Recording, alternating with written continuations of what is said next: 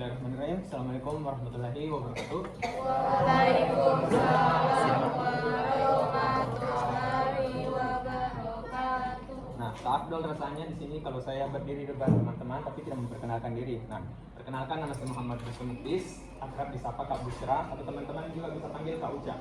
Nah, adapun berdirinya saya di sini, saya akan memberikan layanan kepada adik-adik, yaitu layanan klasikal.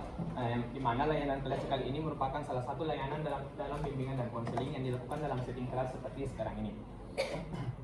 Nah, tapi sebelum itu saya ingin menanyakan ke kalian terlebih dahulu, apakah ada yang tidak hadir atau hadir semua?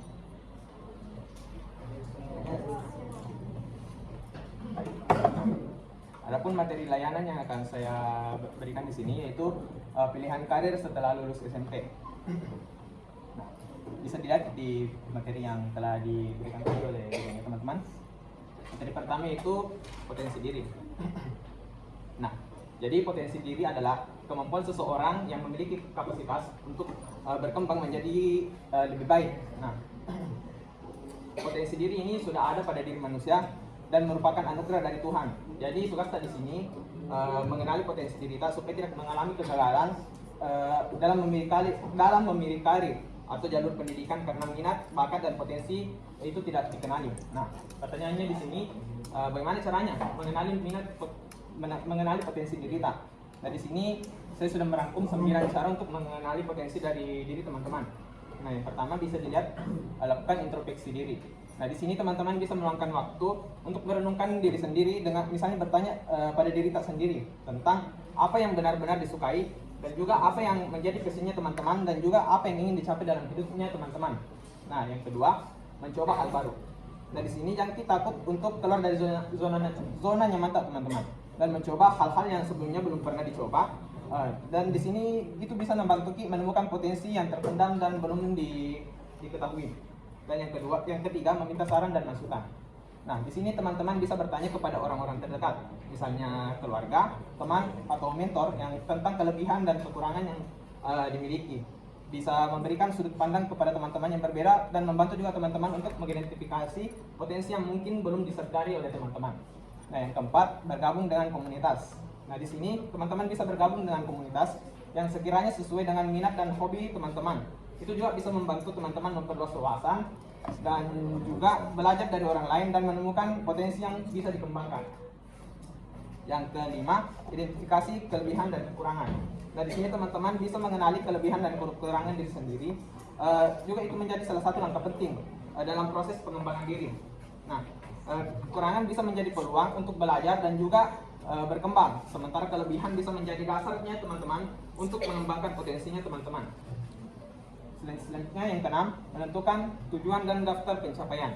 Nah, di sini teman-teman harus memiliki tujuan yang jelas dan membuat daftar pencapaian. Itu bisa membantu teman-teman memotivasi diri dan juga untuk terus berkembang dan mengoptimalkan potensi yang teman-teman miliki. Yang ketujuh, teman-teman bisa memperluas koneksi dan pengetahuan. Nah, di sini memperluas koneksi dan pengetahuan melalui membaca buku, mengikuti seminar atau berinteraksi dengan orang-orang yang sukses di bidangnya. Itu dapat memperluas wawasan teman-teman dan menemukan potensi baru. Dan yang ke-8, jangan takut gagal. Nah, di sini kegagalan adalah bagian dari proses belajar dan pengembangan diri. Jangan kita takut gagal untuk mencoba dan belajar dari kesalahan untuk terus berkembang. Dan yang terakhir dan menurut saya yang paling penting yaitu berhenti membandingkan diri dengan orang lain.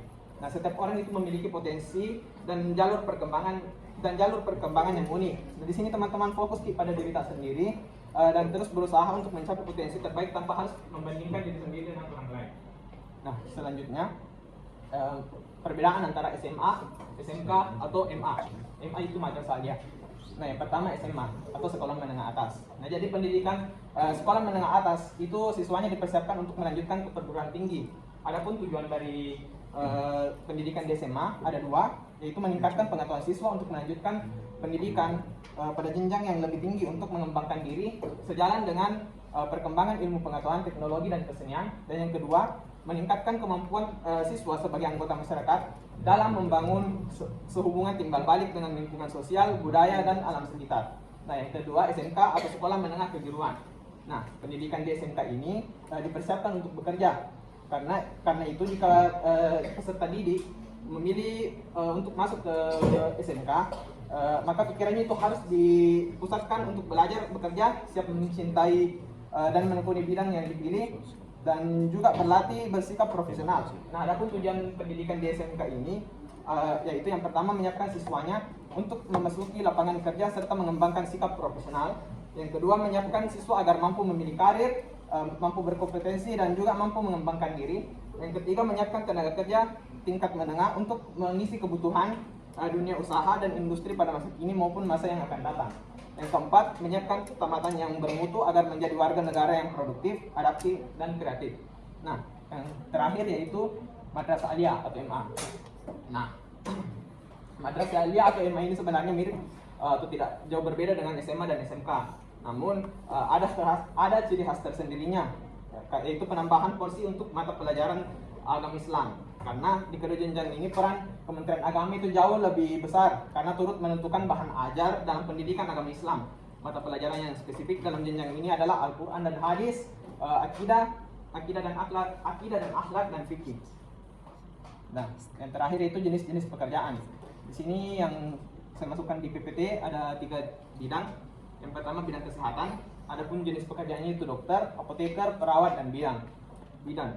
Yang kedua bidang hukum, adapun jenis pekerjaannya itu hakim, jaksa, polisi dan pengacara.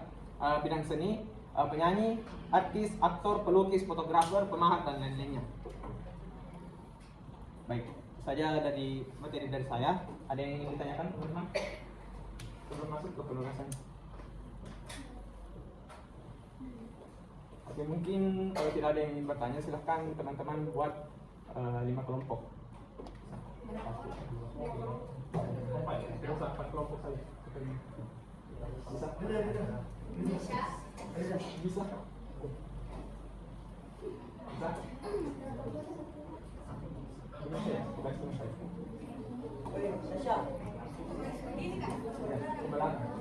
Kayaknya yang 3 di belakang itu supaya sama, di geser ke sini. Adnan ke sini. Yo, benar. Pak? 3-3-nya yang di belakang sekali. Itu. Boleh diangkat ya, digeser-geser. Nah, betulkan.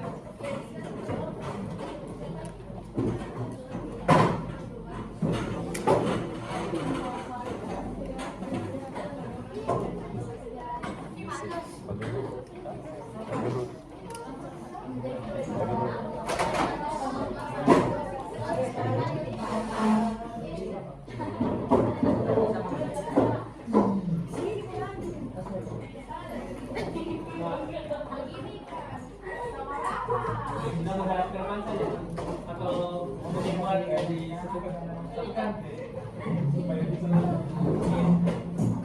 disatukan. Mari, ya, lihat atas jangan, iya, gitu nah, ayo, yang lain juga.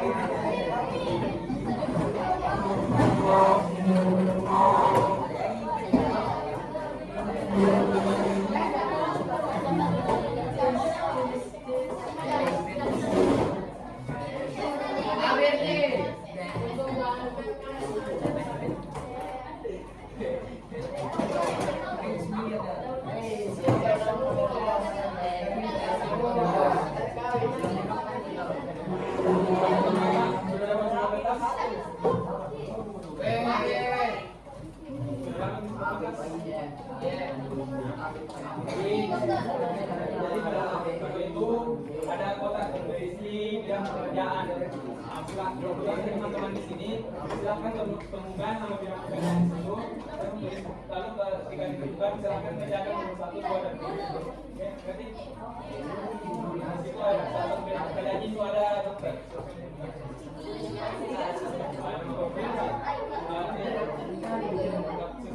Tulis nama aku tadi. Di sini kelompok 1, kelompok 2, 3,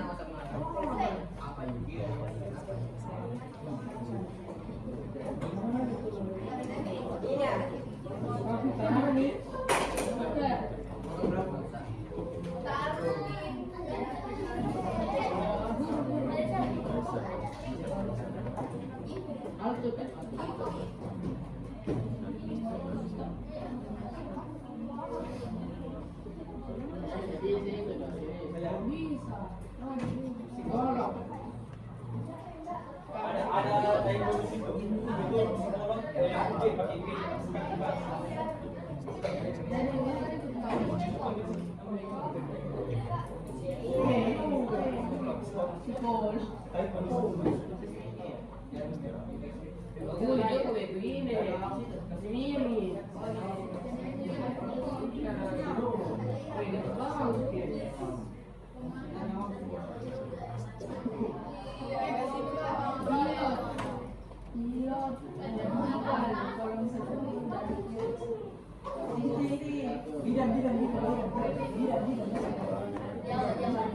Bidan.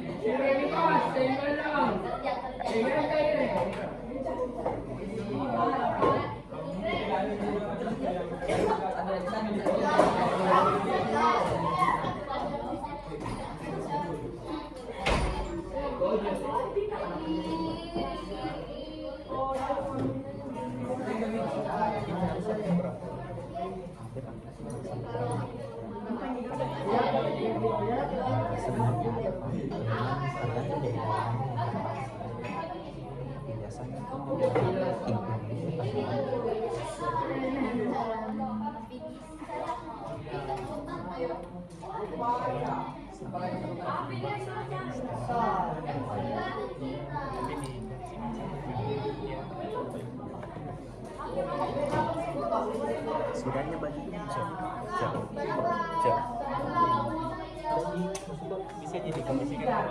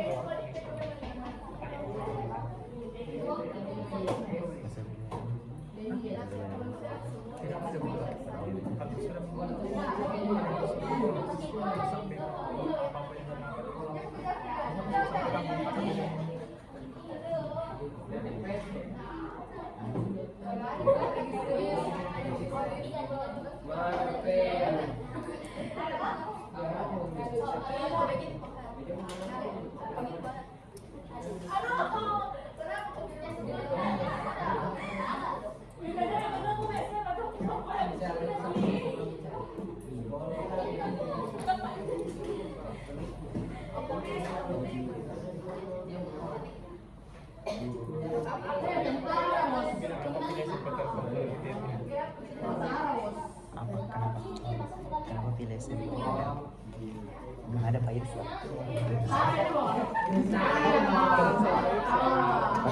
Jadi semester berapa? Semester 3. Kita segi penasaran kan ada penelitian di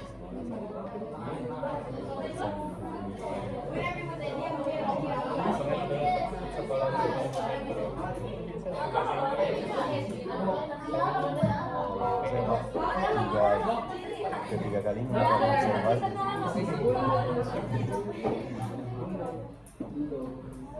kemarin di 8 di bawah.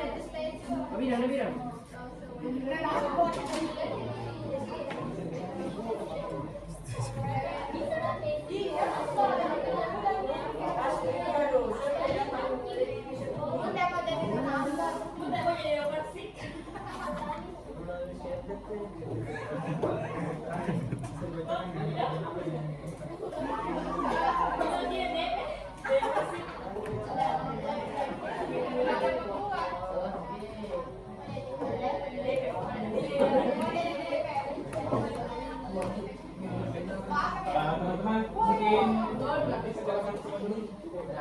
Pandangannya ke depan dulu. Enak. Banyak terpal sedikit kok. Terlambat istirahat itu. Nah, jadi tujuannya saya berikan penugasan ini kepada teman-teman untuk pertama melatih fokus teman-teman untuk menemukan berbagai bidang pekerjaan yang ada pada kertas tersebut, dan yang kedua melatih teman-teman